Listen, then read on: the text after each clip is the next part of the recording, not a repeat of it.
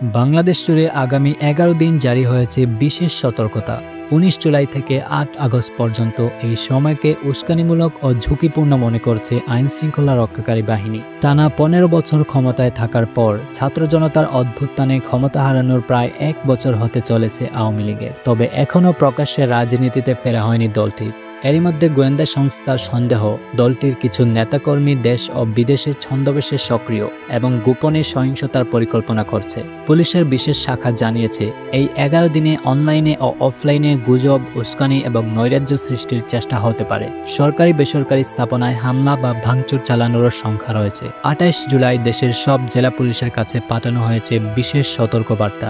ঢাকা, চট্টগ্রাম, খুলনা সব ইউনিটকে বলা হয়েছে নিরাপত্তা জোরদার করতে। এই সময়ে বাড়ানো হচ্ছে নজরদারি। সন্দেহভাজন ব্যক্তি, মোটরসাইকেল, মাইক্রোবাস, রেল স্টেশন, লঞ্চঘাট, বিমানবন্দর সব জায়গায় চলবে চেকপোস্ট ও মোবাইল টহল।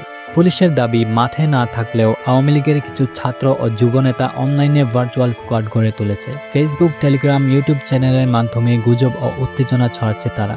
স্বরাষ্ট্র উপদেষ্টা জাহাঙ্গীর আলম চৌধুরী গণমাধ্যমকে বলেছেন, দেশকে অস্থিতিশীল করতে যারা ষড়যন্ত্র করছে তাদের কঠোরভাবে দমন করা হবে। দেশ ও বিদেশে যারা অশান্তি ছড়ানোর চেষ্টায় আছে তাদের বিরুদ্ধেও ব্যবস্থা নেওয়া হবে।